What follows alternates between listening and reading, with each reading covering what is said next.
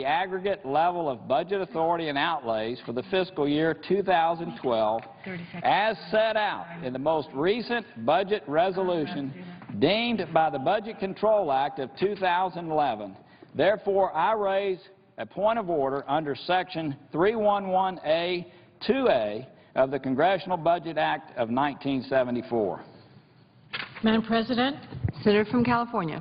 Madam President, with great respect to my friend, and I appreciate his opinion on this, this bill is paid for. It's paid for through the Highway Trust Fund, and it is paid for through bipartisan work in the Finance Committee, who worked overtime to come up with a plan to ensure that this trust fund has enough in it to support the work we need to do to fix our bridges and our highways and to support 1.8 million jobs, more than 11,000 businesses out there, as well as the real possibility of creating an additional 1 million jobs with an enhanced program we call TIFIA, which leverages federal funds.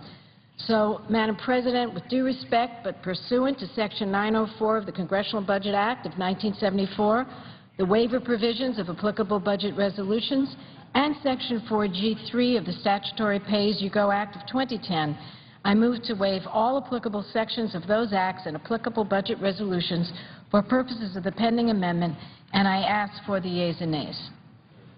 Is there a sufficient second? There appears to be. There is a sufficient second. The yeas and nays are ordered. Clerk, call the roll. Oh. Let's panic, everybody. Madam President, I would yield the floor.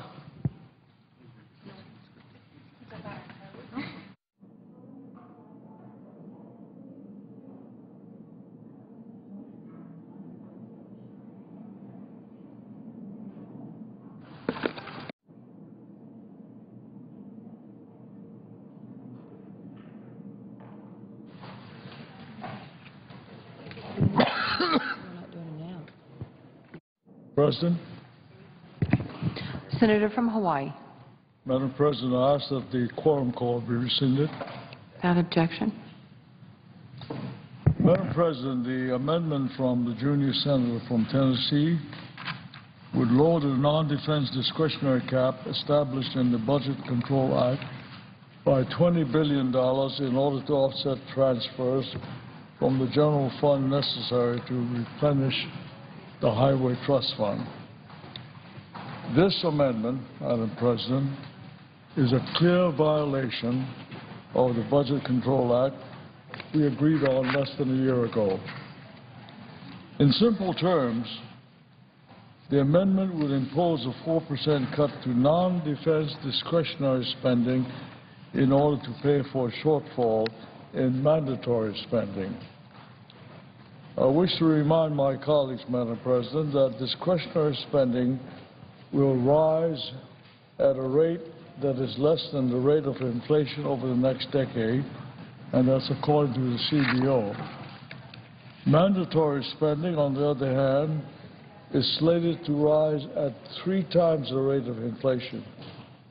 Clearly, if there is a desire to offset one area of mandatory spending, the place to find such an offset should be on the very same mandatory side of the spending ledger.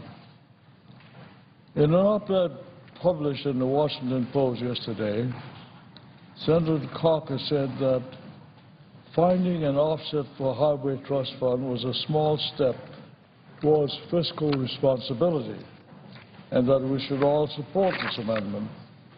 But, Madam President, in the opening portion of the editorial, the Senator noted the solid bipartisan support in the Senate for a balanced approach to real deficit reduction. This approach, this balanced approach, would include revenues, mandatory spending, and discretionary spending. And I agree with the Senator that only a balanced approach will truly solve our long-term challenges. And yet, in this amendment, what do we find? Cuts. Nothing but cuts to non-defense discretionary spending. No revenues, no mandatory spending, just the same approach that we have seen again and again from our Republican colleagues: cut discretionary now, and we'll do other things at a time to be determined later. Even the Ryan budget did nothing to Social Security or Medicare for 10 years, but the cuts to discretionary spending and to Medicaid programs that saved lives of hundreds of thousands of elderly and children living in poverty took effect immediately, not 10 years. And that is the approach of this amendment. Clearly, there was an opportunity to present a balanced approach. The senator could have proposed modest cuts to spending with increased revenue and changes in the rules that would lead to a fully funded highway trust fund for years to come. But that would require hard work, Madam President, and compromise. And this amendment requires neither. Across the board, excuse me, across the board cuts to discretionary spending are easy. This amendment, Madam President, is one page. Change one, and that's it.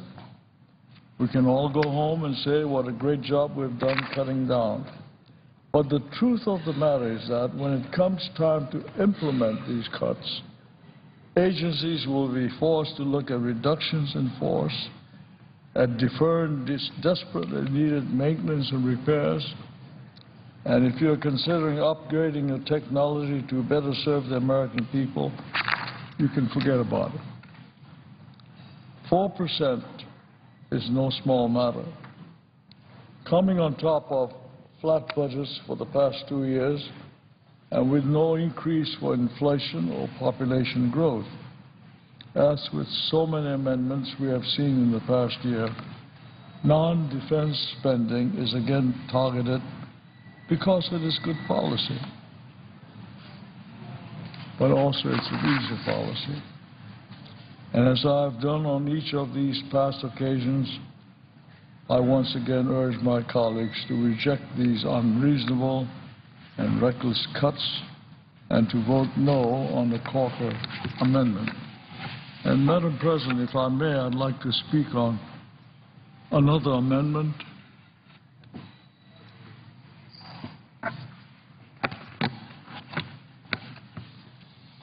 Madam President, in September of 2011, this Senate rejected an amendment very similar to the one offered today by the junior senator from Oklahoma.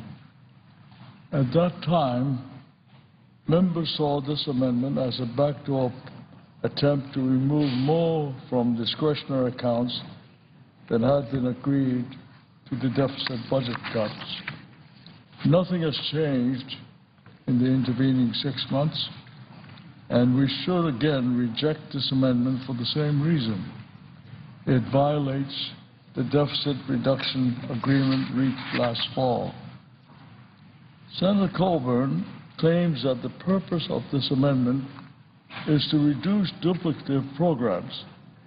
But in reality, the amendment will require a $10 billion reduction in existing discretionary caps, regardless of whether there actually are $10 billion in discretionary savings from consolidating duplicative programs that can be identified only by the OMB. Further, the $10 billion figure is completely arbitrary and almost certainly will not be reached. In fact, there is no methodology or specificity that verifies that there are, in fact, $10 billion in discretionary savings to be found. The Senator's amendment cites 2 reports from the Government Accountability Office, the GAO, on how programs may be duplicative or somewhat duplicative could be streamlined or eliminated. Madam President, what the Senator fails to mention is that the GAO in its recent report notes that on 81 issues it raised last year, the Congress or the executive branch have begun to respond to all but 17 of the issues raised. This amendment also ignores the fact that the majority of the items on which no action has been taken are unrelated to discretionary spending, but cover revenues and mandatory spending. Moreover, in reviewing the details of the tens of billions that GAO indicates might be saved by eliminating duplication, it is apparent in those areas in which GAO has provided somewhat auditable estimates that the bulk of the savings are in three categories. These categories are raising revenues, cutting mandatory spending, and cutting defense.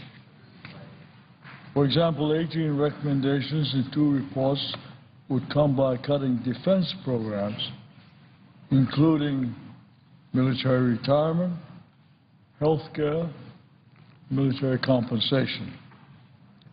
Furthermore, $2.5 billion in annual savings would come from Social Security, and at least $10 billion from eliminating tax expenditures or making other changes to the tax code.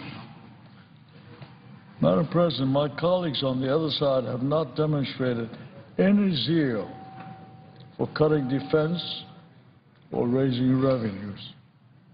And frankly, Madam President, neither side has expressed much willingness to cut mandatory spending. Instead of targeting tax increases or mandatory spending, this amendment once again goes after the easy target, which is domestic discretionary spending, the same target that is attacked time after time, even though it only represents 15% of the federal spending.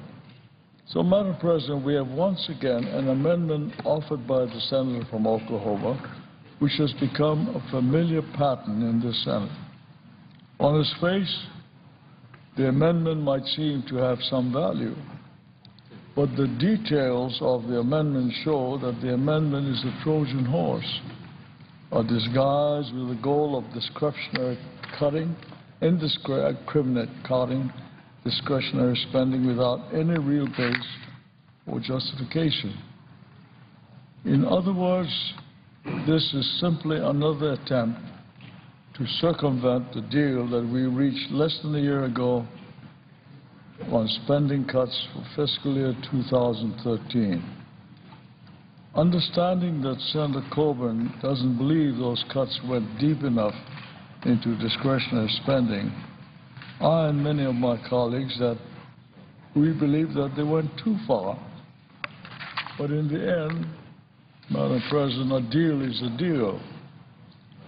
We must honor the agreement reached by leadership and signed into law by the President. Is it really in the best interest of the American people or this institution to force vote after vote on discretionary spending levels because one side did not get everything they wanted in the Budget Control Act? Clearly, the duplicative programs targeted in this amendment are merely the frosting on a cake of spending cuts to any number of programs that the Senator does not approve of. But let us be clear. The objective here is no better government. It is cutting discretionary funding to programs that Congress supports, hiding under the guise of good government. Madam President, setting aside the real intent of this amendment, the irony of the Coburn amendment is that the amendment itself is redundant and duplicative of existing rescission authority, which has been in the law since 1974, the Congressional Budget and Impoundment Control Act of '74. This act has been successful in addressing the very situation. Setting aside this irony, the problem with this amendment is that by circumventing a well-thought-out process that recognizes the checks and balances between the executive branch and the legislative branch. It simply turns over all decision-making in terms of which programs are duplicative to the Office of Management and Budget, with absolutely no deference to Congress and the programs authorized by Congress. Madam President, the Senator from Oklahoma is constant in his efforts in his efforts to weaken Congress's power by shifting out our responsibilities to the executive branch. And Madam President, I will remain constant in pointing out to my colleagues why this is a bad idea. The power of the purse is the single most important check on the power of the executive branch. And every time we chip away at that power, we chip away at the Founding Fathers' vision of how our government should operate.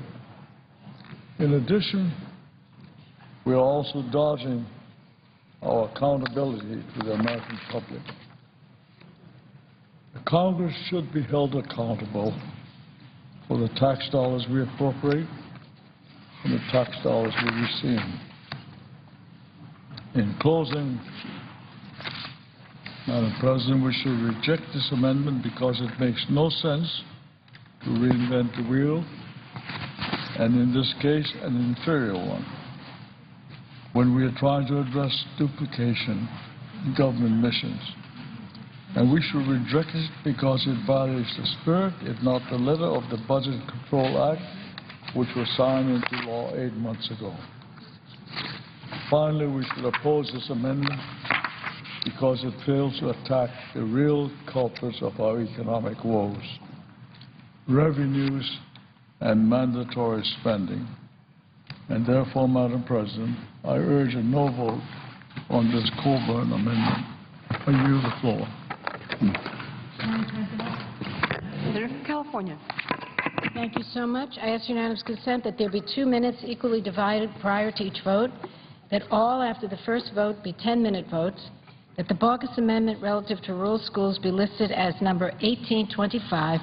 Further, that if a budget point of order is raised against the underlying bill and a motion to waive the budget point of order is made, I ask consent the vote on the motion to waive occur today within the sequence of votes this afternoon at a time to be determined by the majority leader after consultation with the Republican leader. And finally, that the time until 2 p.m. be equally divided between the two leaders or their designees. Finally, senators on, that's the second finally, sorry, senators on the majority side be permitted to speak up to 5 minutes each, and they would be in this order: Lautenberg, Landrieu, Wyden, Stabenow, and Merkley. Is there objection? That objection, so ordered. Madam President. Senator from Indiana. Madam President, I rise today in support of American jobs and national security. But first, I want to take a moment to express my condolences to families who have lost loved ones in the tornadoes that struck Indiana and other states on March 2nd.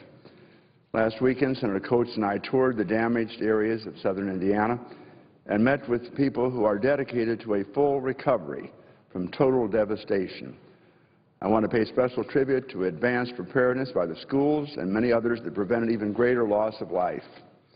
Also, our gratitude goes out to the first responders who are doing amazing work, in some cases while facing their own devastating circumstances.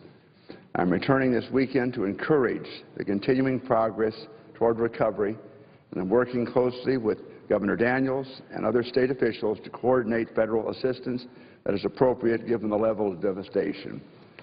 Madam President, I do rise in support of American jobs and national security in a very strong way, and to encourage my colleagues to support the Keystone XL pipeline amendment I have offered with Senators Hoeven, Vitter, and others. The Hoeven-Lugar-Vitter amendment, number 1537, mirrors legislation that 46 senators from both parties have co-sponsored. Let me give special thanks to John Hoeven, for his partnership and his leadership in this effort. America's overdependence on oil imports from unstable and hostile regimes endangers our national security and puts our war fighters and civilian personnel at risk. It also worsens our national budget situation as we spend billions of dollars to ensure safe passage of oil around the world. But today we have a dramatic opportunity to change that energy and national security equation by building the Keystone XL pipeline to bring oil from Canada, our good friend, to North Dakota, into Montana, and then to the Gulf refineries.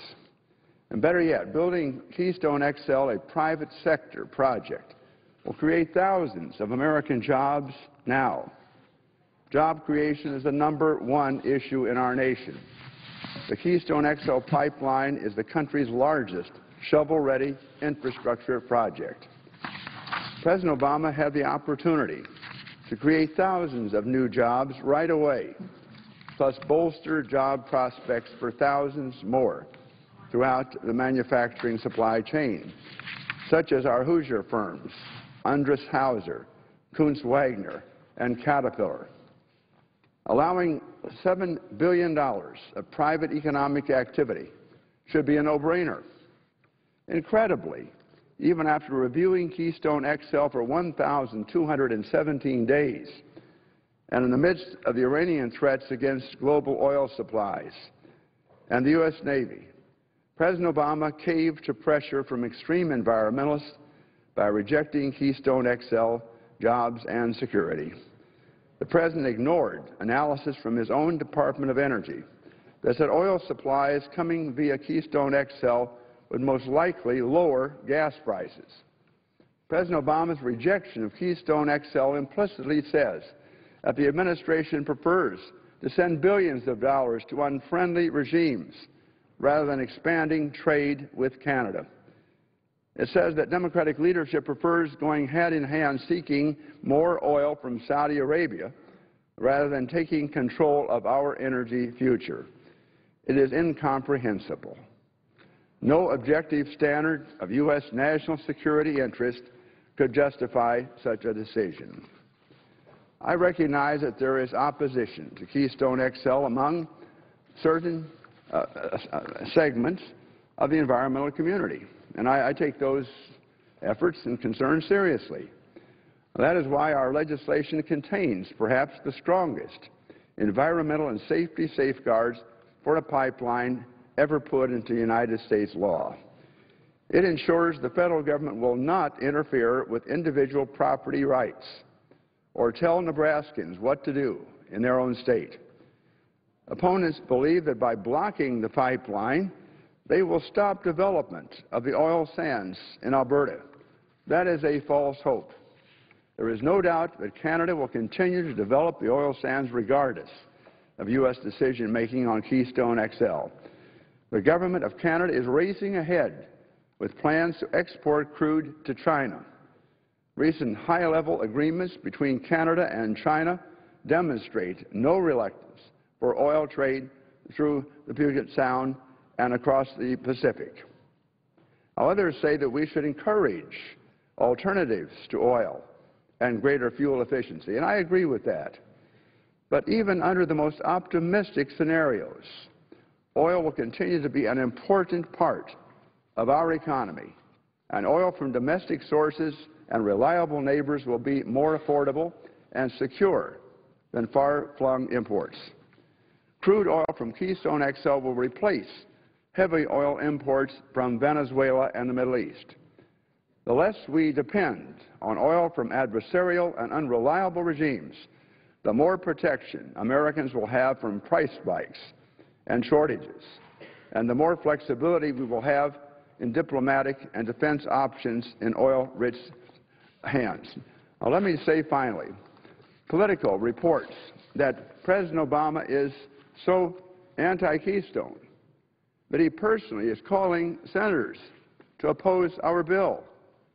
The Democratic alternative aligns with President Obama's rejection of Keystone XL and is a massive overreach into the private sector. the Senator Wyden bill will ultimately hurt the workers it chooses to help and would penalize America's 108,000 refinery workers directly. In sum, the Keystone XL pipeline would create thousands of private sector jobs, and it would help protect the United States' national security interests. It comes at no taxpayer expense. It will strengthen vital ties with our ally, Canada. I urge my colleagues to support the Hoeven-Lugar-Vitter Keystone XL amendment. Madam President, I ask for unanimous consent to include my full statement on the record, and I yield the floor. Without objection. Madam President. Madam Senator President. from New Jersey. Thank you, Madam President. I rise to speak against 3 Republican amendments that pose grave threats to our health, our children, and our environment. The first seeks to delay and weaken new EPA standards that would reduce the pollution produced by industrial boilers. These boilers emit dozens of toxins, including lead, which reduces children's intelligence levels, and dioxins, which can cause birth defects. Boilers also release mercury, which is brain poison for children. And I ask my colleagues here, just think for a moment how lucky you are if all of your children are healthy and feeling good. Under the Republican amendment, polluters will have at least 6 additional years to continue releasing life-threatening toxics into our air. Madam President, we've already waited far too long to see the health benefits these standards would achieve. Back in 1990, both parties came together in Congress and told the EPA to set new pollution standards by the year 2000. If we delay these standards another 6 years, our country will suffer as many as 28,000 premature deaths. We'll also see 17,000 heart attacks and more than 180,000 asthma attacks. This amendment would also fundamentally weaken the Clean Air Act. It forces the EPA to set the least burdensome standards for industry. Imagine that. Instead of reducing toxins our children breathe, this amendment orders the EPA to reduce the burden on polluters. And under this amendment, children lose and polluters win, and that's inexcusable. I also want to express my strong opposition to Senator Hoeven's Keystone XL amendment, which is nothing more than a rubber stamp for a project that poses serious risks to our environment and public safety. The Keystone XL pipeline will be one of the largest pipelines outside of Russia and China. It will be 1,700 miles long, cut through 6 states, carry nearly 1 million barrels of tar sand oil each day. And make no mistake, the Keystone pipeline is not ready for approval. The fact is, the people have a right to know the facts about projects like this. This is one of the reasons that I wrote the Pipeline Safety Act, which President Obama signed into law in January. This law requires the Transportation Secretary to determine if we need better rules for the movement of tar sands oil, which is thicker and more corrosive than conventional oil. And keep in mind, the existing Keystone pipeline has had 12 oil spills in its first year of operation. So before we take a shot in the dark, let's get the facts about Keystone XL. And finally, I want to express my strong opposition to a Vitter amendment to vastly expand offshore drilling in this country. Madam President, I won't stand by while Republicans put New Jersey's coast in the hands of oil companies. Tourism, fishing, and other coastal activities generate $50 billion a year in New Jersey and support 500,000 jobs. And just like with the Keystone pipeline, the oil industry is telling us, don't worry about the risks posed by offshore drilling. They say, trust us, everything will be fine. But, Madam President, we know how empty the oil industry's promises are. In 1989, before the Valdez spill in Alaska, Exxon told us their oil tankers were safe. 2 years ago, BP insisted it could handle an oil spill in the Gulf of Mexico. That's fresh in our memory. We shouldn't forget it. We don't need more empty assurances from the industry. We need to defeat these amendments, pass a clean transportation bill. And with that, I yield the floor.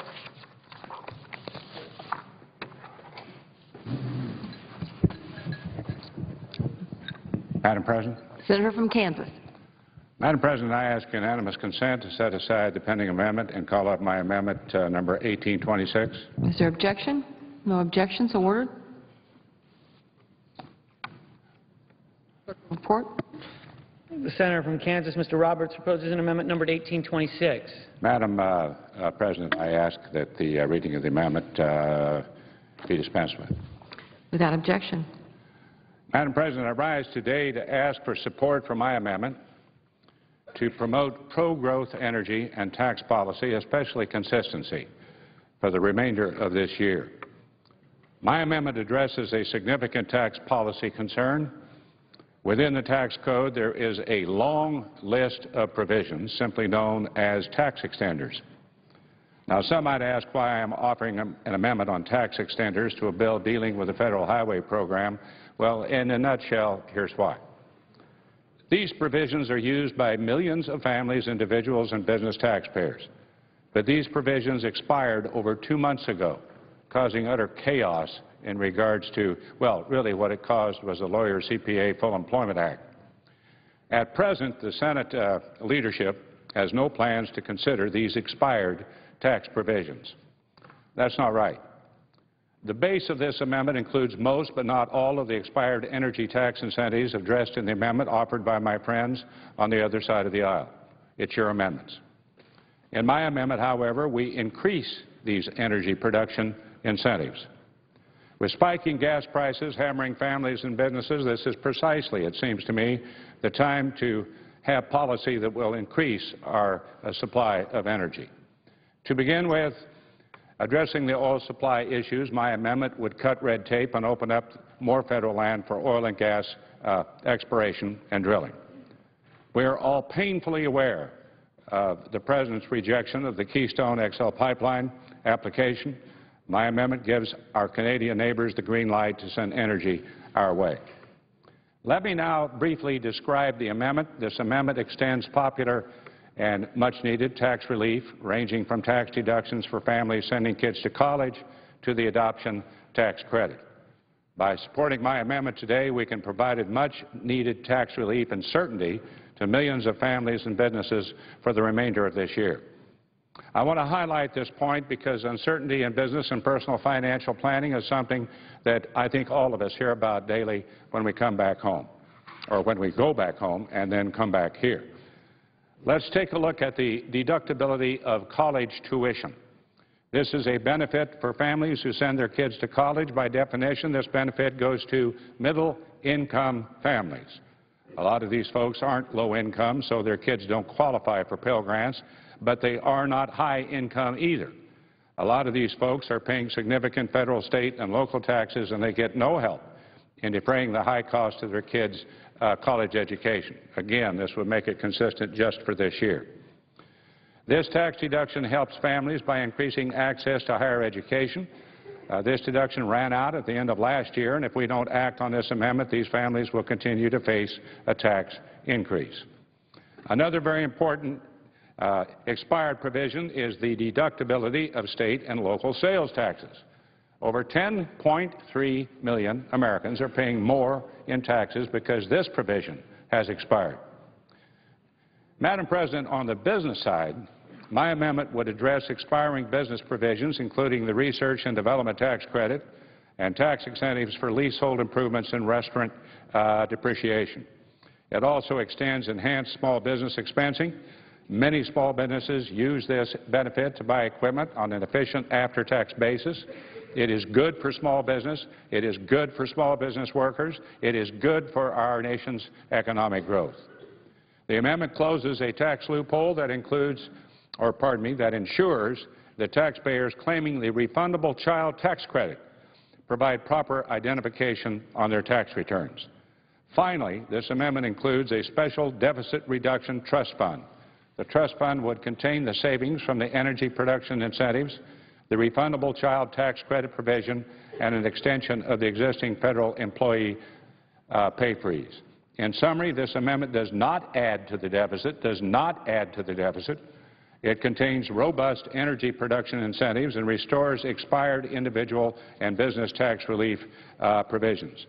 And most of all, it promotes economic growth and provides much-needed consistency, as these tax extenders simply do not exist at the present time. And only for this year, everybody knows, 2013, we have the obligation and responsibility to really go into and dig into a tax reform plan that will certainly serve our nation in much better shape in regards to tax policy. I yield the floor.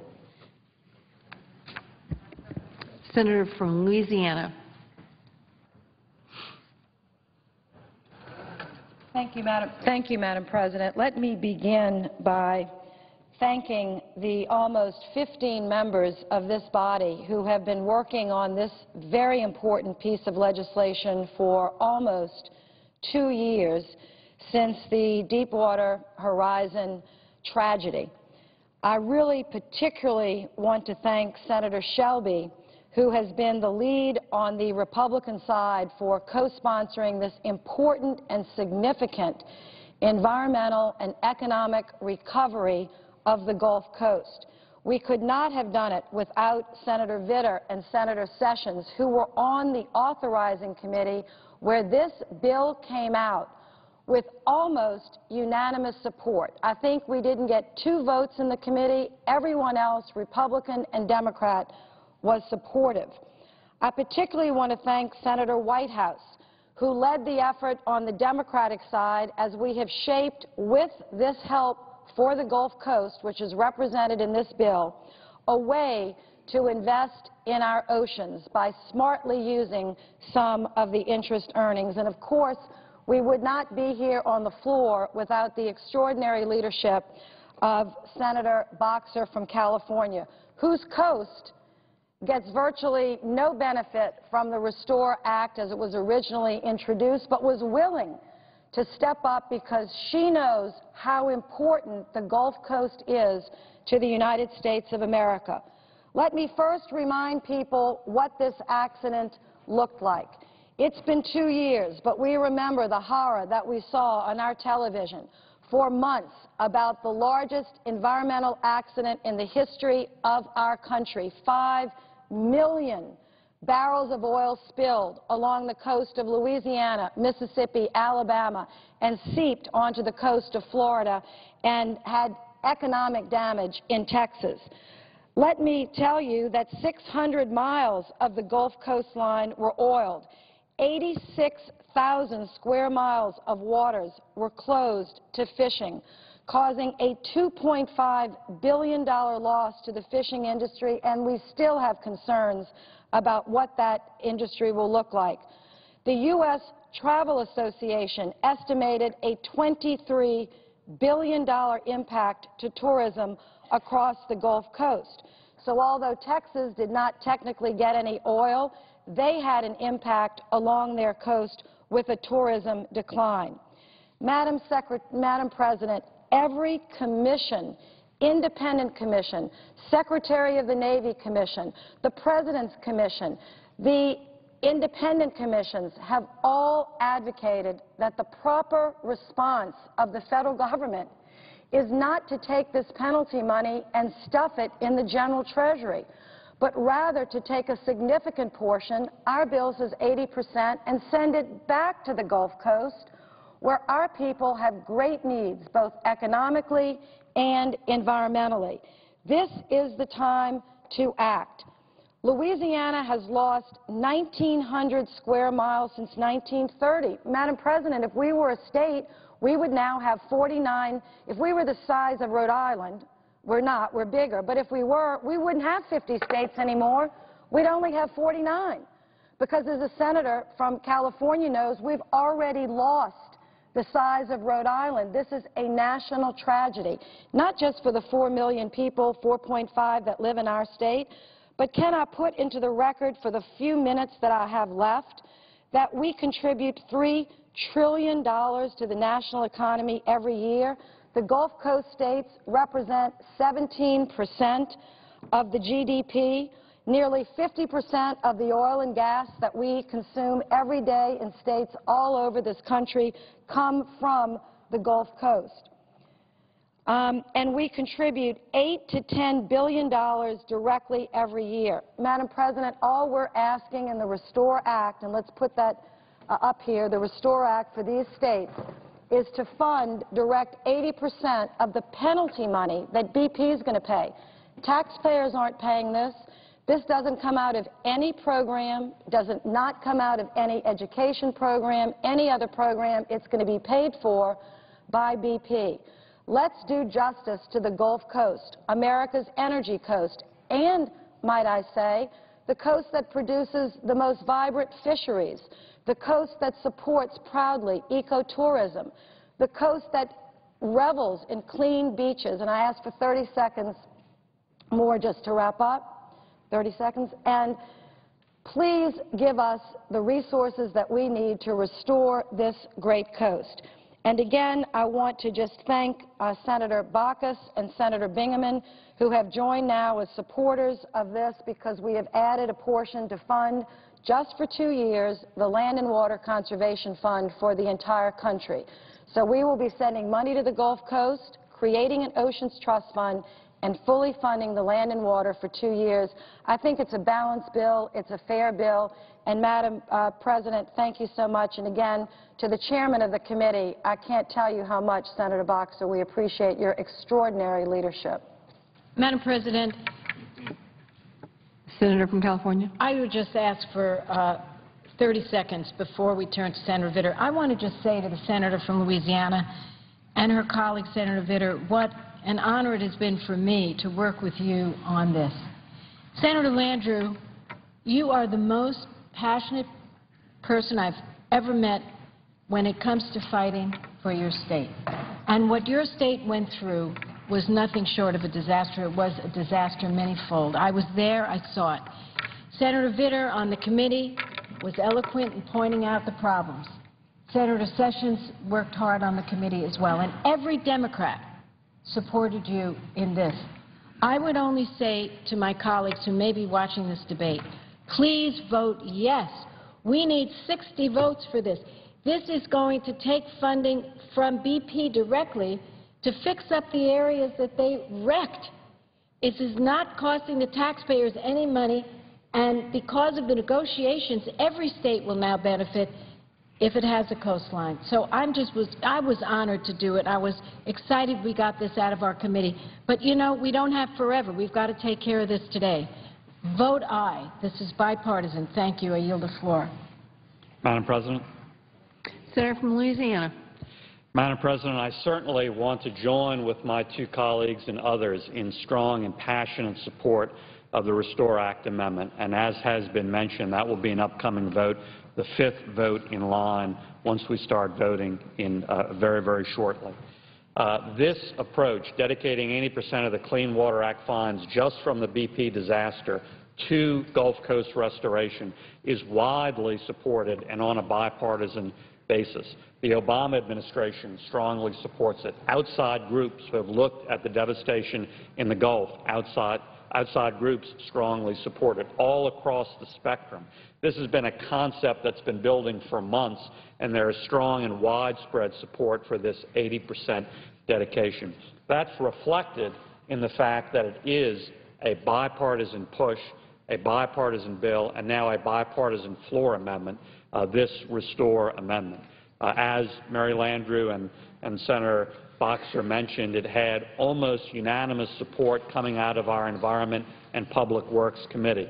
The co-sponsors are fully bipartisan. So I urge all of the members to join together in this effort.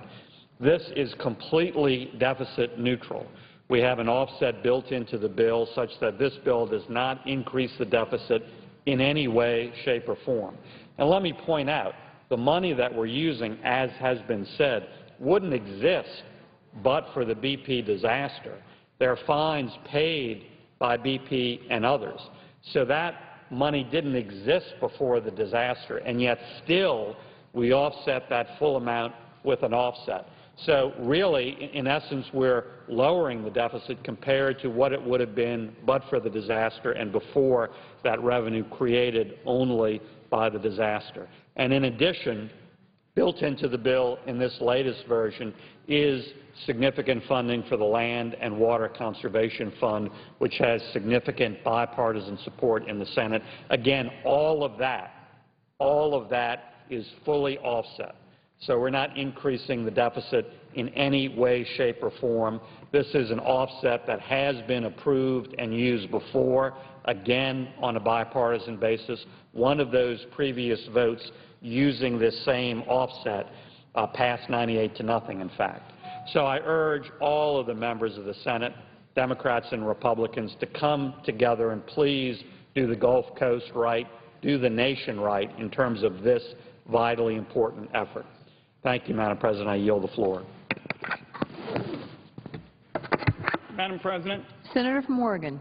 Madam President, the senator from North Dakota earlier offered a proposal to develop the Keystone Pipeline. I rise to speak on the alternative this afternoon. The alternative, Madam President, ensures expedited approval of the pipeline once the current environmental requirements are met. The alternative, Madam President, ensures that the thousands of jobs associated with building the pipeline go to the workers of the United States. The alternative says there is to be a ban on the export of all Canadian crude oil transported on the Keystone XL pipeline. And obviously there may be some exceptions, and we've worked out a process to waive that, but if this oil is really intended for Americans, then the export restrictions that we offer in this amendment ought to be very clear. And that is, Madam President, the heart of the concern reflected by the backers of this amendment. We believe there is substantial evidence on the record that this oil will be for the export market. According to the Trans-Canada application to the Canadian government, the Canadian oil companies expect to reap as much as $3.9 billion more in annual revenues from the higher prices they can tap once the oil reaches the Gulf Coast. Once it reaches the Gulf Coast and it competes at the same prices as other oil supplies on the global market, it will be extremely lucrative for the company, and the incentives clearly are for the export market, and that's why the Trans-Canada application to the Canadian government even admits that. The fact of the matter is, Madam President, U.S. Gulf Coast refineries are already responsible for 75% of U.S. refined products, and those exports are rising rapidly. Gulf Coast refineries also have a cost advantage over struggling refineries along the East Coast, and the Keystone XL pipeline can, in effect, accelerate that advantage and likely accelerate the closure of East Coast refining capacity. Less East Coast refining capacity means, again, higher gasoline and heating oil prices for our country. And perversely, according to a separate report that we've received from the Energy Information Agency, closure of East Coast refineries could result in more imports of gasoline and other petroleum products, some possibly to come from as far away as India. That is particularly perverse because, Madam President, this is the first time since 1949 when we have actually seen exports of a number of our refined products, such as gasoline, see that dramatic change compared to previous years when we were always importing so many of those energy resources. So contrary to the assertion by the pipeline backers, more supply from Canada does not automatically mean more U.S. supply and lower prices for U.S. consumers, especially when the evidence indicates that that supply is going to be hardwired by the pipeline to world prices in world markets once it reaches the Gulf of Mexico. So I simply say to senators, this debate, colleagues, has always been about domestic energy security. That is the centerpiece of the argument that was made by my distinguished friend from North Dakota, and we have heard on television commercials for weeks and weeks. The argument is build this pipeline, the energy is going to go for Americans. This amendment guarantees that will be the case. This amendment, in effect, puts teeth behind all of the debate that this energy is going to be for the American consumer. I think that the evidence shows, particularly as you look at how you're going to see refineries bypassed in the Midwest, that it's going to go to the Gulf ports. You're going to see this energy used in the export market. That may be good, Madam President, for the Chinese, but the evidence could indicate it would produce higher prices for Americans. And in fact, this trend, Madam President, with respect to putting the export of American energy on autopilot, assuming that it is automatically good, is something, frankly, I think we ought to look at more carefully. In this amendment, we make it clear. Madam President, I'd ask unanimous consent for just 30 additional seconds. Without objection. We make it clear in this amendment we want to protect American workers, American consumers, and we're going to have expedited approval of the pipeline. The only point I'd make, Madam President, is the author of the Secure Rural Schools legislation. We're going to be voting on that in just a few minutes. This has always been bipartisan. I've been working with Chairman Baucus to ensure that it remains bipartisan. I hope colleagues will keep faith with rural communities, and when it comes up for a vote here in a few minutes, support the Baucus Amendment and our rural schools and law enforcement and road programs that are a lifeline to those rural communities. Madam President. Senator from Georgia. Madam President, we conclude the debate on this very important bill. I rise for a very special honor to be given to the Girl Scouts of the United States of America on their 100th anniversary. 100 years ago in Savannah, Georgia, Juliette Gordon Lowe brought together a group of 18 girls from very different backgrounds to give them opportunities to develop physically, mentally, and spiritually. From that meeting, Ms. Lowe came to recognize the need for an organization that would help girls develop self-reliance and resourcefulness in the face of a changing society and in their future roles as professional women. From that modest single troop in Savannah, Ms. Lowe's vision has grown into the largest organization for girls in the world, with 3.2 million Girl Scouts and more than 50 million Girl Scout alumni. Despite their growth, the Girl Scouts of today have stayed true to Ms. Lowe's vision, focusing on topics such as leadership, science and technology, business and economic literacy, and outdoor and environmental awareness. It is admirable that the Girl Scouts, throughout their 100-year history of supporting women's leadership, have truly been a voice for all girls, regardless of background. As Girl Scouts, young women develop their leadership potential through activities that enable them to discover and develop their values and skills and to take action to make a difference in the world. And while we all know about the beloved American institution that is the Girl Scout cookie sale, it's not just about the cookies. Scouting also provides girls with the skills and self-confidence to become leaders in their own lives. Girl Scouts have an impressive record of success. Former Girl Scouts make up a majority of women who have served in Congress, and 53% of all women business owners are former Girl Scouts. We are fortunate that the guidance and opportunities that Girl Scouts have provided during the last 100 years will remain for the next generation of women leaders for Georgia as well as for the United States. Madam President, I ask our colleagues to join me in congratulating the Girl Scouts of the United States of America, founded in the great state of Georgia, on 100 years of supporting female leadership. And I yield back.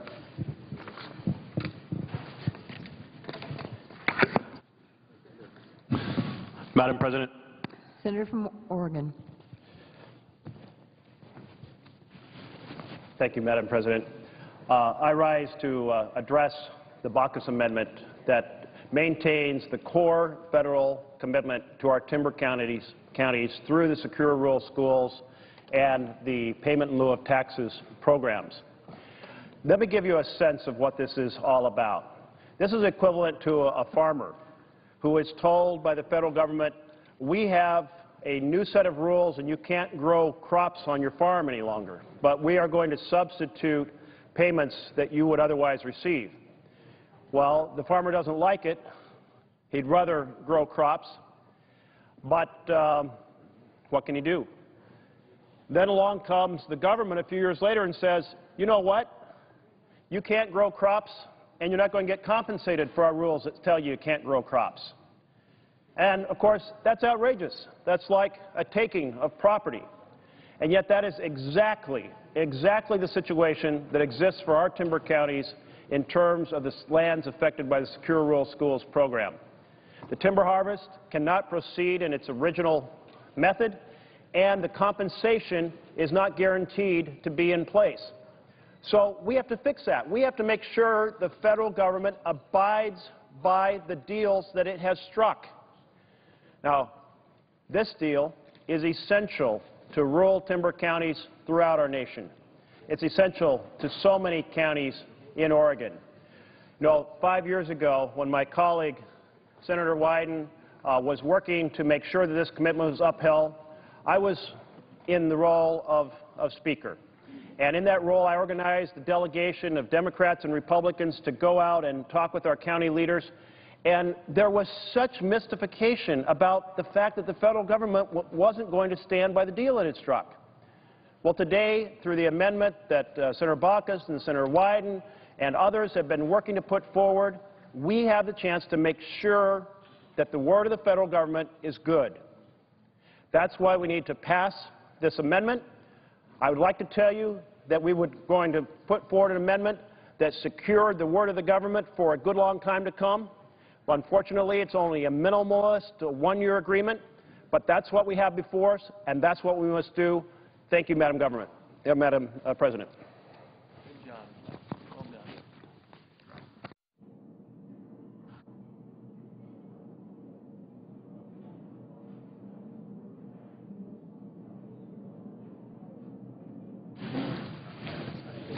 Madam President. Majority Floor Leader. Mr. President, at 2 o'clock we're going to start the votes on our massive number of amendments. The first one will be on Outer Continental Shelf. It's my understanding that I have the right to start the voting at 2 o'clock. Is that right? Senator is correct. Everyone should know, staffs, alert your senators. The first vote will be 20 minutes. And with consent, I ask all subsequent votes the first vote will be 15 minutes with a 5-minute time for people to get here. After that, we'll have 10 minutes. I ask unanimous consent that all subsequent votes be 10 minutes. The first one be 15 minutes. Without objection, all subsequent votes will be 10 minutes. Now, Madam President, we are going to enforce that. If people are not here, people have a lot of schedules. We have 30 votes to get through today. So it's going to be a lot of work on the clerks to do this, but our senators should just stay here rather than wander off and do other things. Otherwise, they're subject to missing votes. So I want to make sure everyone understands that. The only time we would deviate from that is there's votes with it's 1 or 2 votes, 3 votes separating. We usually have to take a little longer time on that to make sure there are no mistakes. Other than that, we're going to whip through these votes as quickly as we can. Is the hour of 2 o'clock has the hour of 2 o'clock arrived yet, Madam Chair? It has. The Senator is correct.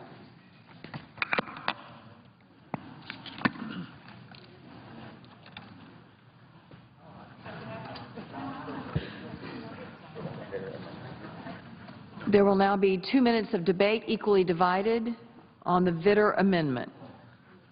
Who yields time?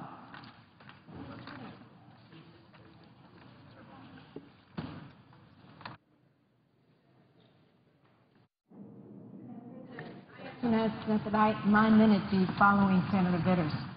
Without objection.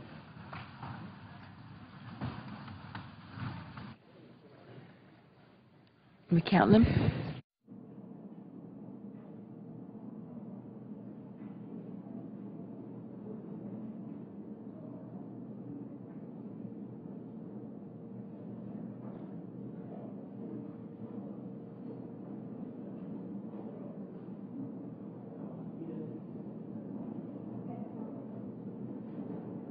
I would like to be heard then. Senator from California. Madam President, my 1 minute, I hope we're going to vote down this anti-jobs amendment that threatens our coastal economies. Many of our coastal states treasure their coasts, and it is an economic engine of growth because the tourists come there, we have recreation, we have the fishing industry, and therefore it's very important that we vote down this amendment because this amendment is a Big Brother amendment. It tells the states what they have to do, what they must do, even if their value is to protect those coastal-related economies. We have 2% of the proven oil supplies in the world, Madam President, and we use 20% of the world's energy. So we all know we can't drill our way out of this, and yet the senator from Louisiana wants to open up every area of our state to drilling when the oil companies are sitting on more than 50 million acres of offshore and onshore leases. So this is a giveaway to big oil. We should